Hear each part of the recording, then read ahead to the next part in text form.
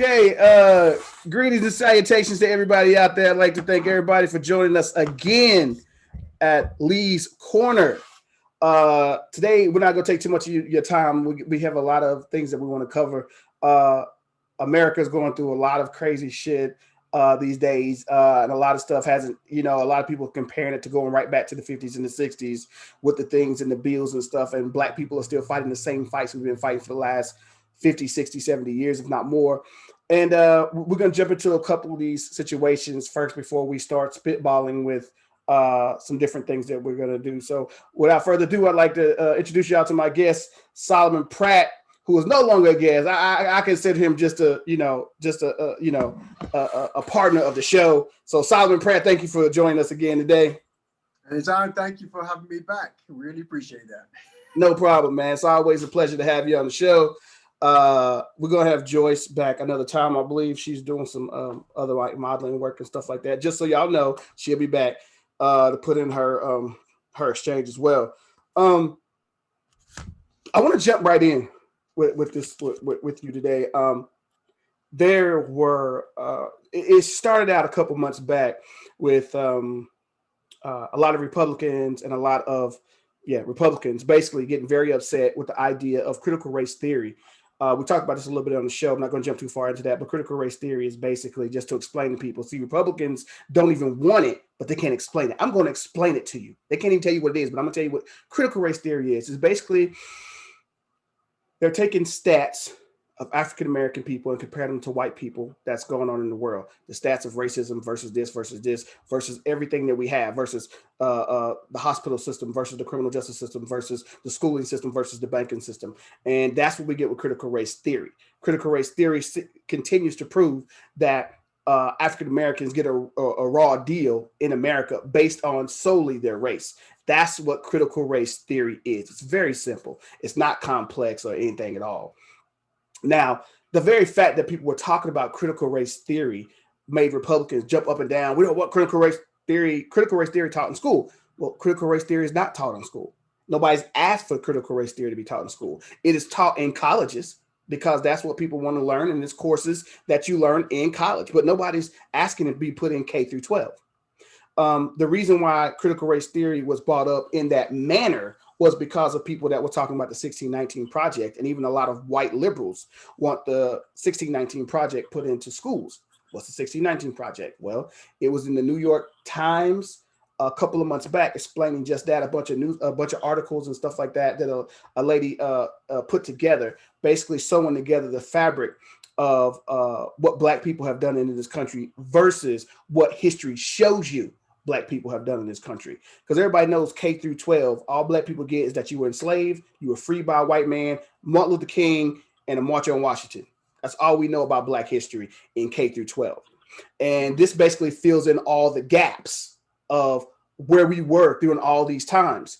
And this is exactly what white people don't want us to learn, the 1619 Project, because it does not paint them in a good light. Now, I would like to remind you, this is not a rewriting of history.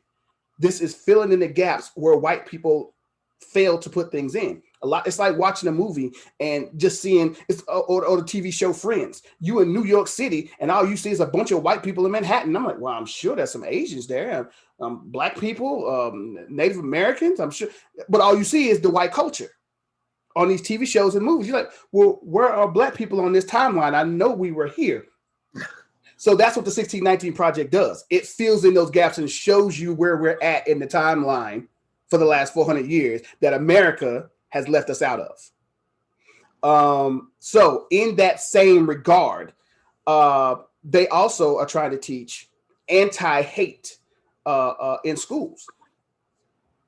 White people don't want that either. Americans don't want that either. Oh, no, we don't want that. I'm like, well, anti-hate is just not about white people. It's about teaching blacks, whites, Asians, Native Americans, Puerto Ricans, anybody about hate. They don't want it. Now, my question is to Mr. Solomon Pratt, why would you think that mostly white people who go on TV say they don't want this in public schools? If you're not the only one, because you say anybody can be a racist, then why are you so worried about it being in public schools? Why wouldn't everybody say, no, we don't want it if it's such a big deal? Could it be possibly because the white people is the one that carried the banner of being racist more than anybody else in this country? Is that why? I mean, Well, your thoughts on the anti-racism, the anti racism thing in schools? What's yeah, your I thoughts? agree. I mean, I really believe that subconsciously, I mean, because it's been like white based for so long, I mean, they don't want to be confronted with this certain kind of truth. And the truth is that black people have been prosecuted for, like, from beginning of when we can remember. It's very hard to be confronted with the truth sometimes in general with people. And like, if you go back in history, you can see, with that culture, with the Caucasian culture, I mean, they have committed a lot of crimes and covered it up. They've committed more crimes than anybody else. And like, they've hidden it, which, I guess, what they did when they did. But even though like other races and other cultures have done the same thing, but they always highlight that and not their own. I mean, it's hard to be confronted with the truth when, like, you're scared of what the outcome might be of the unknown. And I believe, I mean, that it's happened so much that they don't want to be painted in this light. Of course, they don't want to be painted in this light because they don't want to be hated. Okay, fair enough. You know what I mean? But the truth is the truth. When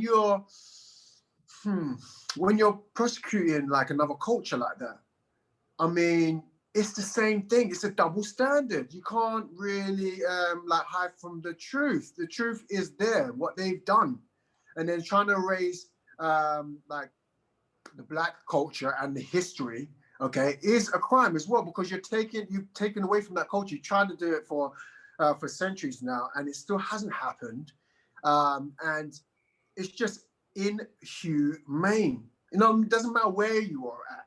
You know what I mean? Whether you're in one side of the country or a different side of the country, or whatever have you, or even in different kinds of the world, it doesn't matter. But you know what I mean? It's just that there's been so much, and the fact that they have been trying to cover it up speaks a lot of tones. Like, what are you trying to do? They're trying to control it. It doesn't look good. You know what I mean? It seem good. I mean, that type of thing is been built in schools or what have you for the longest time, trying to hide that. Why are they trying to hide like African American history and stuff, and how they've been up and how it comes? Like, people in this day and time would want to know, like, okay, how come they haven't progressed? Maybe they did. No, if you trace it back, like you would do anything, and then you will see why. And it does point more to the Ku Klux Klan or the White Confederacy and people who's been in the system. And they've been in the system in school systems, in college systems, in government systems and stuff like that. They've been controlling that information. And in this day and time, now with technology being improved and like with cameras and what have you, it's been exploiting that. However, technology is being used also in other different ways as well, that I'll bring up a little bit later on, because the data is there of what they have done, and it's a criminal act, but they nobody has held them accountable for it. I mean, Very true. somebody needs to be held accountable for those actions, just like every other human being on this planet. You Well, know it's what I funny. mean? It's funny that you say that. I didn't mean to cut you off, but it's funny that you say that because a couple things I want to jump in here and toss around before we jump to the next subject really quick before we segue. I agree with you, and the reason I agree with you wholeheartedly, and the reason why that is because white people have always had this thing about accountability. Mhm. I remember them talking about it from the 60s, 50s, and I wasn't there, of course, in the 50s and 60s, but I mean, I've seen videotape of every reason, and they wanted to create every reason in the world to make black people accountable for everything. Well, if you're not doing good, maybe you should save more money. If you're not eating what you should be eating, maybe you should do that instead of eating fatty foods. Maybe you should do this and that. It's your responsibility to do this. They want to hold you accountable for everything that you do wrong. Maybe you're having violence in your neighborhood because you're not educated enough to do this. The sad part about this thing is they're not putting in the fact that everything, like I said before, I will never blame my black people for nothing that goes on in this country. I don't care if you're a gangbanger. I don't care if you're overweight. I don't care if you got diabetes. I blame you for nothing, because of the fact of the matter is, if y'all left us the fuck where we was at, we'd have been fine. The fact of the matter is, you came over here, you killed us, you brainwashed us, you made us hate each other, and then when we did get free, you created laws. You created laws to try to keep us in trouble. And then when you did that, you even made it harder. You redlined us. You put us in food deserts to where we couldn't eat nothing but fatty foods and sugary foods and stuff that are bad with us. And then you raised the food so high that we couldn't get the fruits and vegetables that we needed to feed ourselves necessarily. So we had to eat the junk. We got caught on the McDonald's. We got caught on the other foods and stuff of this nature. And then you look at us and tell us, well, hey, that's your fault. You talk about the violence in our community. Everything we was taught by white boy. Everything we was taught, the violence, the anger, the hate, everything was taught by you. That was taught. That's learned behavior. So you can't just act like we came here from another country, like we're from Italy, and we just came on the boat by ourselves one day and had our values and everything. No, we were stripped away from all of that. See, that's where the history has been lost. Because the thing is, if they're not teaching that in schools, and then people are free to believe whatever they want to believe, thinking, oh, no, well, that's your fault. No, it isn't. The opportunities that has been taken away from Black people has been going on for years. And you guys don't know that because of another act as well, like of white people have been keeping that from, well, that's the schools and stuff well, like that's that. Well, that's their point. Education, that was placed in the schools. Let everybody else make those judgments for themselves. But they can't do that because they know how important education is. And indoctrination is. That's why they teach you to cross your heart and do the flag and all this other kind of shit, because they know if I indoctrinate these people, Black people and everybody else, they'll come up, I love America, and not knowing the entire truth. Now, if we re-educate these children from a now standpoint about the entire history, they are scared about what that might say and the power that they may lose. Notice the only people that have a problem with that mostly are the people in power because they are afraid of losing it. Me and you talked about this just the other day. We have a president and a vice president who's Black who said that America's not a racist place. It's not a racist country at all. Now realize for political reasons, they had to say that. Why? Because they want votes. Another quick thing I wanted to tell you about this, you might not have heard it. I think I'm Barack Obama was talking. Did you see his sit down on CNN with the guy he was talking about, with the white guy from CNN? Did you see that sit down he had? Actually, you know what? Forgive me. No, I didn't. You didn't see that? Okay. He actually said in his book recently that the reason why he didn't speak more on race was because when he critiqued a police officer and said he acted stupidly for arresting a Harvard, Mr. Gates, I can't remember his first name, for arresting a Harvard school teacher, professor, for breaking into his own home. When he called the police officer stupid, he lost points with white America precipitously. And he was worried about the vote. And like I asked you before, what has Obama done in that 8-year stretch that was that important to protect that you were so scared of losing? That might have been in his second term. I'm not sure. But what was you scared of losing? Your legacy? Was it your legacy? What did you create that was so great? You did Obamacare. Trump overturned major parts of Obamacare. So you have nothing. So what else did you do? I would have rather you stayed in for 4 years and fought for me and made and changed rules and then got kicked out or took the chance of getting kicked out your second term than to go 8 years and not do shit for us. Mm-hmm. Mm-hmm. That's what I would rather have. But let's get back on the country not being a racist country. It's not a racist country, but yet and still, the anti-Asian hate bill was passed like that unanimously through both the House and the Senate. No problem, right? Nobody had an issue. A bunch of Asians standing behind the president as he signs. He's smiling, they're laughing. Yay! Guess what's stuck in the Republican Senate or House or whatever? Guess what's stuck? The George Floyd Criminal Act bill. Guess what else is stuck? The voting rights bill. All these things that have to do with helping Black people is stuck. But it's not a racist country. If we want to help our gays, it's all good. If we want to help our Asians, it's all great. We want to help our Blacks. Oh, well, I'm not really sure how to move on this. I don't want to take power from the police. You shouldn't be able to sue cops. Voting rights, really? See, but it's not a racist country. Anybody with two eyes can see how racist this actually is. Another quickie for you. A black lady I think she was in Detroit or somewhere in that area, historically black area. All the places around her was becoming gentrified. She came in trying to move from her home, and she got an appraiser to come in, and they told her $100,000. Everywhere around her house, all these different places was going for $300,000. They told her $100,000. So she got another appraiser in there from the same place, and she took all her stuff down and let her white friend come in there. He put all his white stuff in there, family members, everything. They told him $300,000. So it proved her point. Now, this had nothing to do with her house's value. It had to do with her being black in the house. Brought her value down $200,000 or $150,000. But it's not a racist country. Yeah, I know. That's what I'm saying. I mean, it's seeped into the seams of like the American fabric for so much. Yeah, it's in everything. You know, it's in everything. People forget, like, you know what I mean, like what is going on. And like the data is there. I mean, the data is there how like black people have been oppressed in that kind of manner economically and like with opportunity and politically even. And, you know, there's a lot of things going on there. And they've done it so much that this beast has been so big that they don't know which way to kind of, you know, bring it down. But all they can do is cover it up. The thing is, as well, it's been happening for too long. One thing is, as well, I think what a lot of African Americans should do is think about ownership. You know what I mean? Houses is ownership and stuff like that. We've been thinking of different ways to take it away. But in this circumstance, it should be about ownership, like having and claiming and holding on to those properties because they are of value.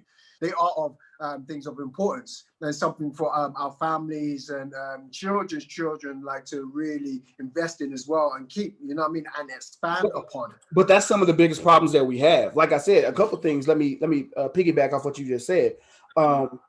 Once again, I agree. And you're talking about the data is there to prove this. But let's back up to the data. Data only matters when they're trying to prove that black people are bad. Data doesn't matter when we're trying to say that the reason why black people are the way they are or are not achieving as much as they are is because of you. Mm-hmm. When we have that data, then it's like, oh, just an excuse not to work. Just an excuse not to do. It's like the data doesn't matter. Like I said before, you start talking apples, they start talking oranges. Mm-hmm. You start talking oranges to get what they level, they start talking apples again. Mm-hmm. They don't ever want to stay on the same level because they cannot validate their point. Mm-hmm. They can't. They want to stay with their face in the mud. I don't want to look at it. I don't want to see it. For instance, Bill Maher. You know Bill Maher, right? Bill Maher, yeah. The show, right? Mm-hmm. You know how he claims to be so liberal, correct? Mm-hmm. Well, Bill Maher in his last couple of years, man, you can tell he's getting really old. And this might be in his actual thought processes. But I saw a Fox News clip and his show, and they ran almost hand in hand. They both were talking about companies now that are doing diversity training. And they both said the same thing. Can you imagine that? People coming in there, hey, Whitey, sit down and shut up and listen to the black man talk. And I'm like, first of all, I'm sure that's not how diversity training goes. But it's funny that you both, as white men, think that's how it goes. The sad part is both of them like, what kind of shit is that? We don't need diversity training. People know how to act. I'm like, if they knew how to act, you wouldn't need fucking diversity training. And it's like Jane Elliott said. She did the brown eye, blue eye test. I don't know if you know what that is, but she put the brown eye, blue eye people in her class and said, okay, well, we're going to treat the brown eyes like shit or the blue eyes like shit for the rest of the class period. By the brown eyes. The white people in the class couldn't take what it felt like to be black for one class period without breaking down, crying, and everything else. And these are what these white men, Bill Maher and Fox News, I shouldn't have to take this. I shouldn't have. There are black people that had to swallow their pride for 400 years so we can stay alive. On the job, at home, in public, on the sidewalk, everywhere. And you can't do it for 2 seconds at work. You can't do it for 1 hour in a seminar about racial diversity training. Same thing in the police force. They bring in racial diversity training. These motherfuckers back here reading the newspaper. I seen it on Vice. They were showing how police do not respect diversity training because they don't care. I could be out here protecting and doing all this stuff and doing real cop stuff. Why am I watching this stuff? That's what they need the most in law enforcement, because actually the fact that they're throwing it out. You cannot train racism out of people. You can't. Them cops just showed you that. Well, I could be doing something else. I could be. They don't care. Their eyes. Niggas are gonna be niggas. I'm gonna put foot to ass. Only thing they understand is when they get disciplined. That's what they understand. I'm going to jail, but mm-hmm. You taking my house? How could you do that? Yeah, you fuck up, you get done. You should not be immune to taking someone's life. No, it shouldn't go to the police. I was told that before. Why don't you just leave? Why don't you just allow them to sue the police department? No, because the police department has insurance. They have insurance just for this. They'll get a $20-40 million cap. And they say, okay, y'all, don't go over this cap. Now, that's telling police officers, okay, we're going to kill 2 or 3 niggas this year.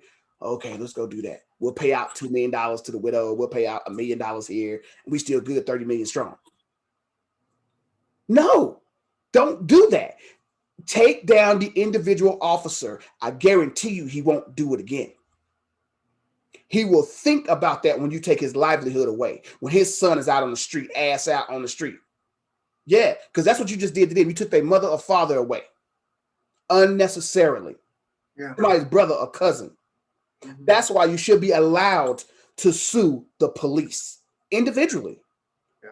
Not just the police station, because the police station, they can absorb it. That's not teaching them anything. And we also talked about one other thing before I switch topics, so we got to move on real quickly. But lost my train of thought. I guess we're moving on to that thought. Well, it's just basically, I mean, it's happening everywhere. I mean, every turn, like whether every institution, corporate institutions, school systems, colleges and stuff like that. Now, the fact that they're not teaching what has been going on is trying to forget about what's going on. This is suppressed depression or anger or what have you. But this is coming from somewhere. But instead of, I mean, people trying to come to a resolve, or like law enforcement trying to come to a resolve, or white people trying to come to a resolve, they want to keep hiding it, won again. But the thing is as well, other cultures, other races, and other countries have built up so much of a callous that now we know what it feels like to be beaten upon and still come up.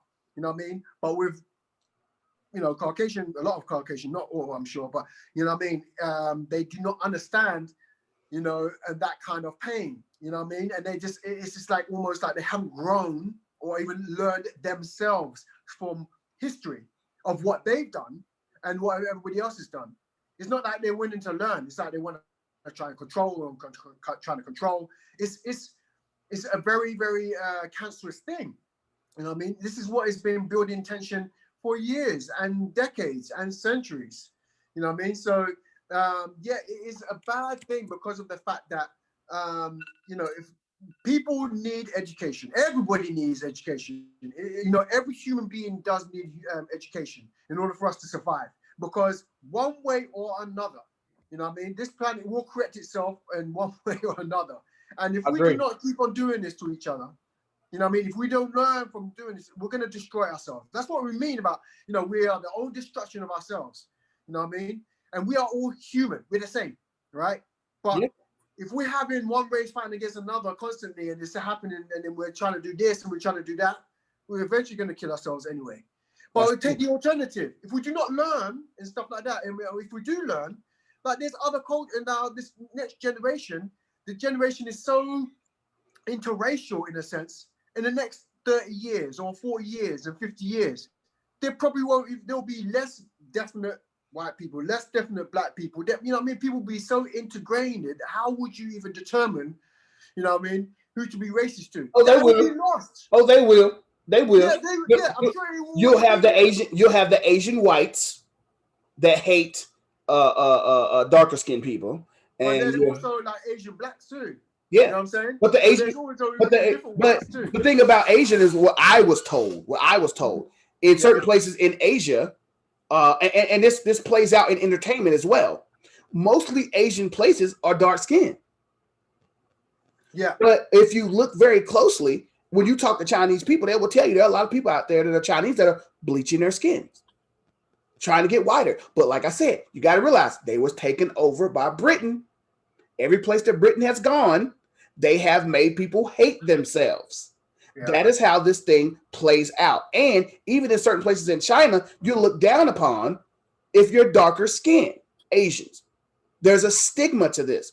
In every show you've seen, every movies you've seen, Fast and Furious included, how many times they only show Asians when they're trying to show throwbacks, Mortal Kombat, ancient scenes, stuff of this nature. Do they ever show the cute little brown Asians with in the little skimpy skirts and stuff like that? No. Not always the light and bright ones. How many dark-skinned Asians have you really seen on TV, on movies, that wasn't about ancient ruins? How many have you seen? Yeah, right. You don't. They do that on purpose. They want to keep it light and bright. That's what this is all about. You know, it's about white supremacy. Like I said, you do not have to be white to push the white supremacy. Here's another thing too. When I found out, the Republicans struck down the commission to investigate the January 6th insurrection. Matter of fact, they were trying to come to a conclusion on whether to do this or not. And I don't know if you heard the phraseology on TV, but to try to meet the Democrats halfway, they said, okay, we'll do this, but you can't use the word insurrection. Now, let's take it here. What was the president's words? Insurrection. It was the Republican leader's words. But here's the thing. They came to a conclusion and they had to use all this selective and special wording. My thing is this. This was funny to me. You had a bunch of white people that was coming to kill Republicans and Democrats. And you're trying to protect them? Now, do you think they would have went this hard if it had been a bunch of black people to try to break in? Right. It would be completely different. Another message to the police. I see the police officers on TV, CNN, so disappointed in the Republicans for how they're downplaying this and all this other kind of stuff. I would like to say to the police, now you know who your enemy are. You've been following Black Lives Matter around all last summer, hitting and beating innocent people. And you got your ass whooped by your own at the Capitol. White people don't like you either. They've never liked you. The only time they ever liked you and was behind you is when you're killing us, when you're doing their job. When you're doing that, they're behind you 100%, buddy. But if you turn on them, they will spit in your face, beat you with an American flag, and shoot you with your own gun. Those are your people. Those are your people. So I would like to tell the police officers, you might want to take another look at who you're protecting. Another quick side note that I'm going to, I'm just grabbing some news facts out here real quick that I wanted to put into this segment. Pro-life people, you pro-life, anti-pro-life, what are you? I'm pro-life. What do you mean? What are you talking about? Yeah. Abortion babies or no? I really don't believe in I really don't believe in abortions as much. Unfortunately, I know there's people who, they can't handle it, but I still believe that people should, it should be pro-life, because the thing is, there are families out there who cannot have children. There's even now where you have more gay couples, they would love to adopt children when they can't, have children. You know what I mean? That's a whole different ball of wax right there. But you know what I'm saying? But the thing is, why take a life away? You know what I'm saying? It just goes back into why are you killing life? You know what I'm saying? Well, my thing is this. I've always been like this. I don't think it's first of all, I don't think it's a man's choice, and they're making our decisions either way to tell a woman what to do with her body. Number one, am I against abortion?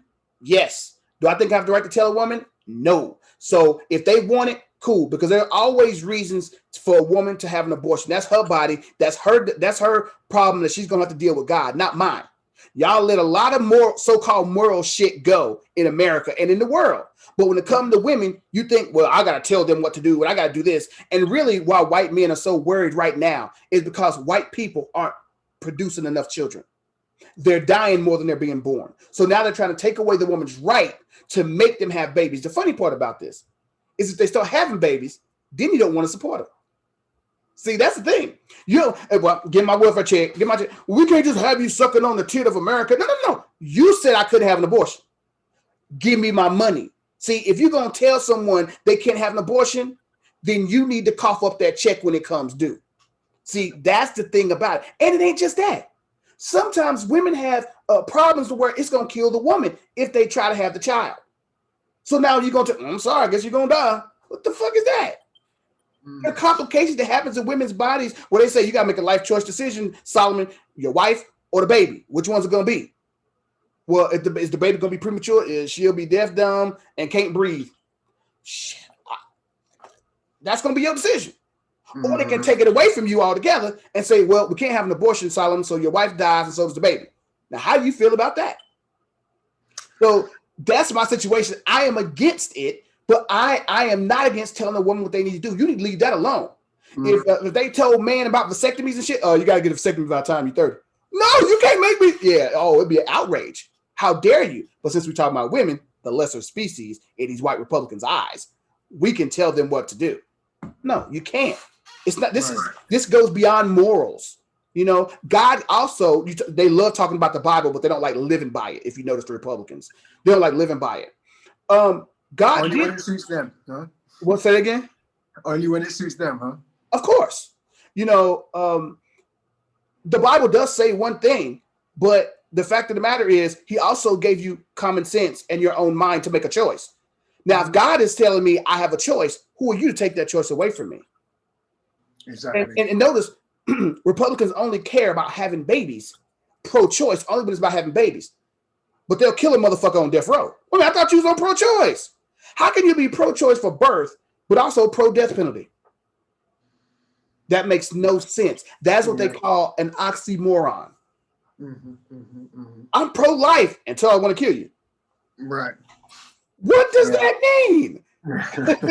You see, it's very twisted. I don't know. It's just like education does play, like when you said at the beginning of the show like this, education is a very, very big thing. And that goes not just for, white people, but for everybody. And that's, we need to learn that, because we can't just willingly take it away. We even says it in one of the 10 Commandments, thou shalt not kill. And then yet people are feeling more comfortable about doing that. Obviously that other people has done that because of certain things that's happened to him in traumatic circumstance. But in this case, there's been a vendetta against, darker skinned people and black people.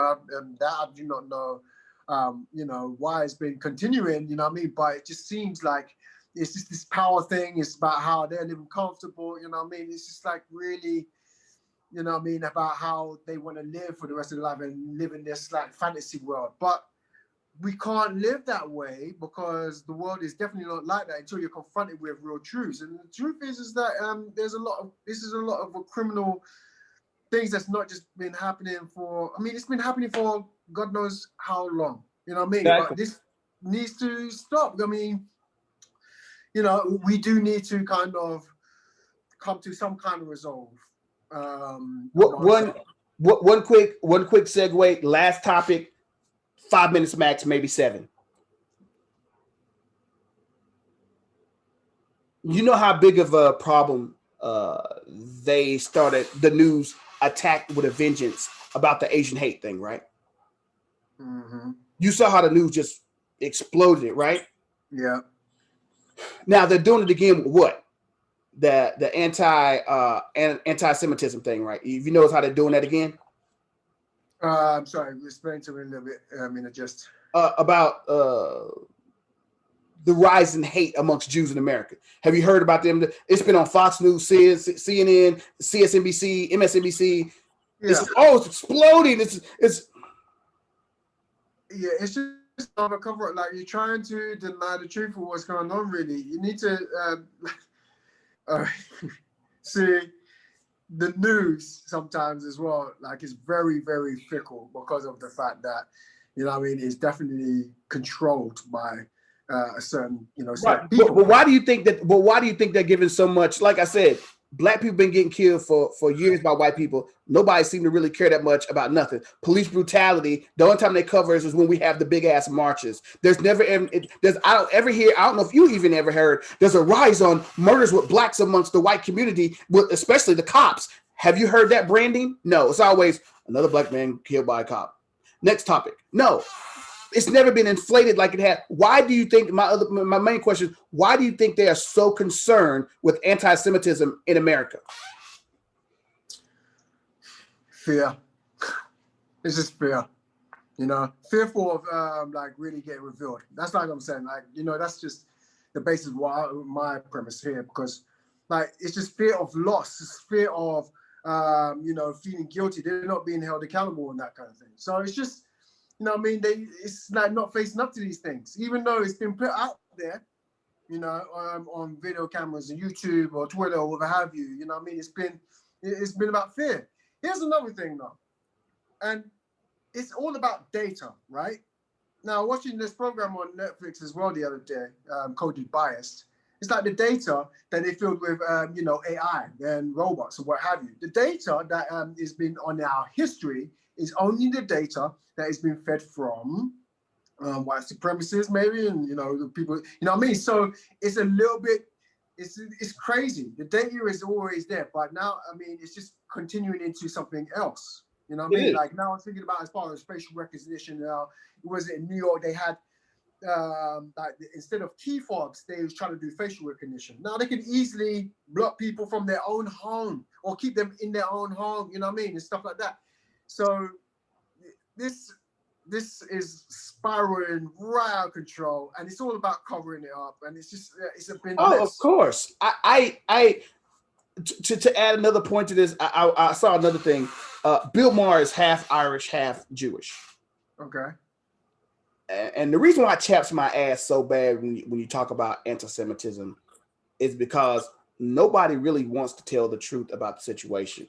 Bill Maher was saying, along with another black guy who was a senator or a mayor or something of New York City, said that we Americans should stop trying to treat the conflict in Israel like it's a black and white thing. Do you realize that there are mostly brown people in Israel? So this is brown on brown situation. This is not really a black on white. I said, hold on, partner, hold on. Well, you got Sephardic Jews, which are Hispanic Jews. You got different kind of Jews that are there too. I said, hold on. You also got 2.8 million Ashkenazi Jews, which are from Europe.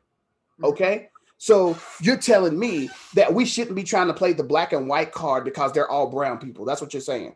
So you're telling me when they made Israel a state in 1945, you're telling me that good old America and Europe said, hey, we're going to help these black Israelites get home. You are full of shit. I've seen the footage from 1945 and these white Europeans ain't none of them brown. Where was the brown at? I didn't see not one brown person. Go back and look at footage of brown people after the Holocaust, all this kind of stuff that happened and that they talk about all the time. You show me one brown person in there. These weren't the Sephardic Jews that you were talking about that were from Poland and they're from different parts of Europe. These were European Jews that were from Europe originally. But you keep lying to me, telling me, because first of all, white people have never helped black people do a damn thing. They ain't helped us do nothing. You telling me they're gonna do you okay? So you telling me that they helped some brown people from Europe and made them a state in Israel, right? But not one time did you say, man, black people, we so sorry, man. What we gonna do? We're gonna go talk to the people over there in Africa, cut out a little place for y'all to go chill. Why didn't y'all do that? Because it wasn't white people that you helped in Israel. It was your brothers, white folks, who, by the way, a lot of Americans didn't even like Jews. And the reason why is because the old adage that Jews were great with money, the same reason Hitler used. By the way, I think I've told you that before. Hitler used his racism that he found from America. That's what he uses his playbook to kill 6 million Jews. He saw what they were doing to their African Americans and said, hey, this is great. I mean, how are y'all doing that? Okay, you say that it's all the black people's fault. Okay. So I'll tell my people it's all the Jews' fault because most of the Germans are broke and poor, except for the Jews. Yeah, let's try that. So once you get somebody to blame, it's easy for you to rise to power. America did that for its whole thing. It's the black folks' fault you ain't got a job. It's the black folks' fault you didn't do this. And then when we started doing a little bit better, they started blaming the Mexicans. It's the Mexican problem you don't have a job. It's the Mexican problem that we have crime. It's the Mexican problem we have drugs. See? All you got to do is point someone out, tell the white people that it's all their problem, and they'll forget what's really going on in America or in Germany. And that's what happened in Germany. And he exterminated 6 million Jews because of him watching America and how they treated their blacks. Yeah. Yeah, it's a vicious cycle. It's Yeah, very much a vicious cycle. it's very much a vicious Yeah, cycle. it's been happening for way too long. It's just been Yeah. happening for way too long, and that's what I'm saying. This equality, that's where it has to take place. But you know what I mean? They're just afraid to see this truth. You know what I mean? And then like it's not like they're getting killed or anything else like that, but they can't even confront. But that's why. Certain truth. But that's why. What you just said. That's why. I said this in one of my first broadcasts on Lee's Corner with Eric a long time ago, and I made sure to say it, but I made sure to say where I got it from. Nothing changes until their blood spills, and that is not from Lee. That is from The Purge Anarchy. That's a fact. It's from the movie The Purge Anarchy, and it's true. Nothing changes unless their blood spills. The moment look at the drug situation. When black people were drug addicts on crack, put them in prison. White people drug addicts on opium, they brought it to the state Senate floor. No, you should not jail these people. They are sick. They need to go to passages in Malibu and dry out next to the beach. Black people got prison and got ass fucked. You getting passages and by the ocean. Putting money, yeah, putting more people in prison is giving them money. Right. But the white people get to go to the beach to dry out. Most black people is on your weed, which is not really Exactly. But once again, before I close, but this is not a racist country. No, I swear there was like a news clip as well of like Joe Biden's son saying nigga, nigga, nigga this, nigga that. Oh no, please tell me. No idea what the heck. Please tell me that's not real. Please tell me that's not real. Yeah, there was a newscast, and I think there was. I think he's been. I'm not sure. I'm not sure if he's been subpoenaed or prosecuted, or whatever. But he's been sending certain emails that he's just been. Well, I mean, we can't really off the N-word anywhere. This is his son. I mean, this is crazy, and this is like we can't really be surprised. I mean, no, I'm not surprised either. But I'm like, I mean, because if you look at Biden's past, he was a good old boy too. Remember that. Yeah, if you look at Biden's past, he was a good old boy too.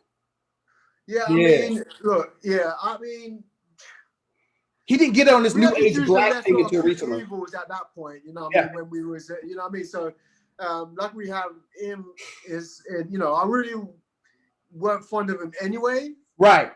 It was just like the way Trump was very disrespectful. And we both admit that you had to weigh the two evils. But all I'm saying is I'm not really surprised because Biden was a good old boy too. Remember when Anita Hill came out about the now guy that's in the damn it, the eight row people on the panel, the judges, can't think of the name, the justices. Oh yeah, wait, what's up? The justices. The ones that they take all their cases to, the big justices, the 8 or 9 of them. That's like all of them like 100 years old. Yeah. So the black guy who got nominated to that court, Anita Hill, put a case on him years ago. Remember about in the 80s and 90s, talking about that he was sexual harassment, all this kind of stuff. Well, Joe Biden backed him over her. Like I said, he was a good old boy back in them days. So I'm not surprised if his son said that. I mean, he didn't get on the black train till years and years later till he started realizing, shit, they gonna start deciding our votes. Fuck. Now, some people said, well, because of that, Lee, why'd you vote for him? I said, because I'm not gonna throw my vote away and not vote. Right. To let somebody else come up here. Right. And to let somebody else come up here and vote for Trump and let him win. No, I'm not gonna do that. I'm going to vote for the lesser of two evils. Yeah. And that's what sometimes you got to do. There is no best decision. There's what's going to get me a little bit closer to my goal.